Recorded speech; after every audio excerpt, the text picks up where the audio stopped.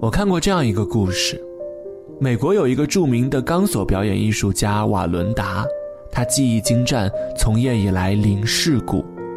在他73岁那年，他决定在2座20层楼高的大厦之间表演走钢丝，给自己的从业生涯画上一个圆满的句号，留下历史意义上的纪念。在要上场那一天，他在心里无数次的琢磨，因为他深知来看他表演的都是全国知名人物。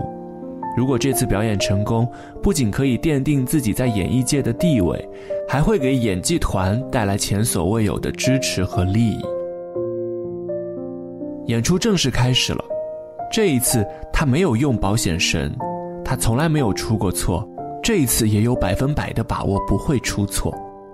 但是令人意想不到的事情发生了，当他走到钢索中间，仅仅才做2个难度不大的动作，他就发挥失常，不幸失足身亡。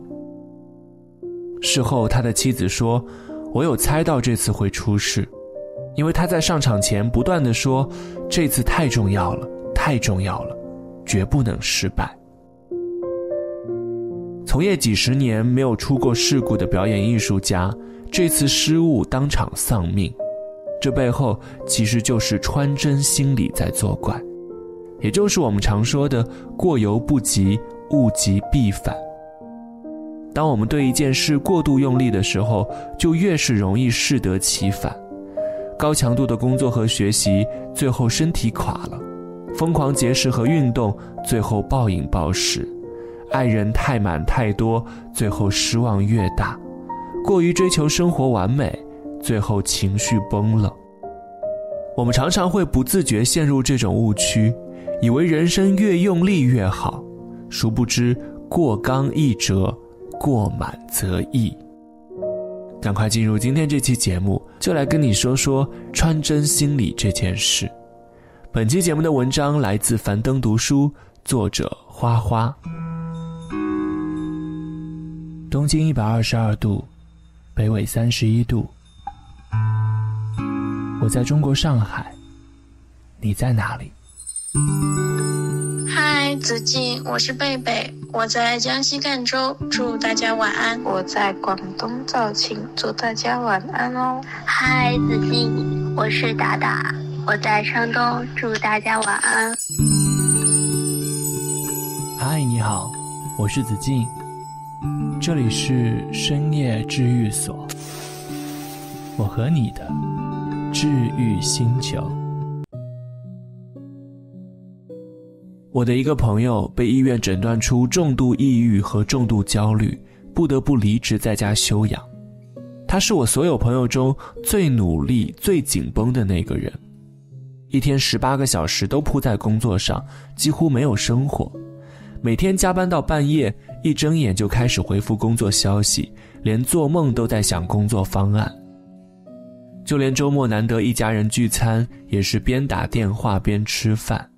长时间不停歇的工作让他身体各种小毛病不断，朋友和家人都劝他让他停下来休息放松，他说自己不敢松懈，现在社会竞争力这么大，一旦放慢脚步就会被甩到后面。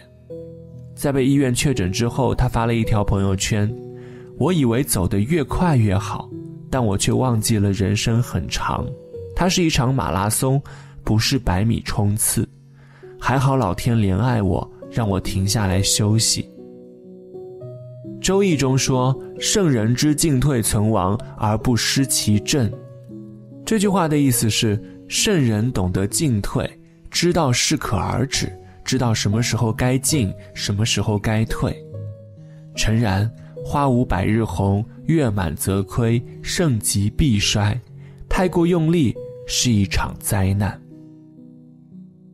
在 B 站有一个女孩叫做侯翠翠，她仅用了131天就涨粉100万，是 B 站涨粉最快的 UP 主之一。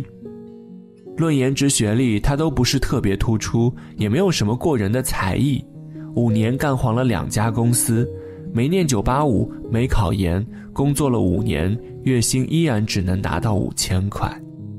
在如今所有人都拼命努力，熬夜加班，考证考研，卷得不行的时候，他却心安理得地在小县城摆烂。发出的视频也没怎么精心剪辑，大多都是怼脸拍摄，没有滤镜。视频里他也没有分享什么，不过是他吐槽工作，唠唠家长里短和分享乡下的生活。可打开他的视频，你会觉得这个女孩真松弛啊。正如有人评价说，她一开口就治好了无数打工人的焦虑和内耗。我很喜欢心理学上对松弛感的解释，允许一切发生。在不确定的当下，在过程中拼尽全力，对结果保持开放的心态。松弛也不等于摆烂躺平，是人生一种恰恰好的状态。松弛一点，也能过上自己想要的生活，活成自己喜欢的样子。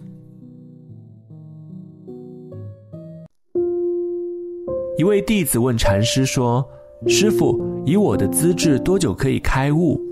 师父说：“10年。”弟子又问：“要10年吗，师父？如果我加倍苦修，又需要多久开悟呢？”禅师说：“得要20年。”弟子很是疑惑，于是又问：“如果我夜以继日，不休不眠，只为禅修，又需要多久开悟呢？”禅师说：“那你将永无开悟之日。”弟子惊讶道：“为什么？”禅师说：“你只在意禅修的结果，又如何有时间来关注自己呢？”是啊，凡事太在乎结果，得失心太重，努力就会变形。当代抒情现实主义画家何多林在13邀里曾经说过这样一段话：“我早就知道每一件事你必须松才能做得好。”我看过傅聪的一本书，他说朗朗的那个手完全跟没有骨头一样，你觉得它是软绵绵的，但它发力就是唰一下就上去了，就是钢琴家一辈子都在跟松弛斗争。所以我觉得松这个词对所有的领域都是很重要的，你得保持松弛，紧了什么都做不好。经历的越多，越发明白，太用力的人生是走不远的，就像手中的沙子，越用劲流得越快。很喜欢人民日报上的这句话：好的生活不是拼命透支，而是款款而行。人间值得这本书中也说到，人生无需太用力，坦率接受每一天。人这一生，凡事都赢在适度，毁在过度。松弛有度，你会发现你会走得更远。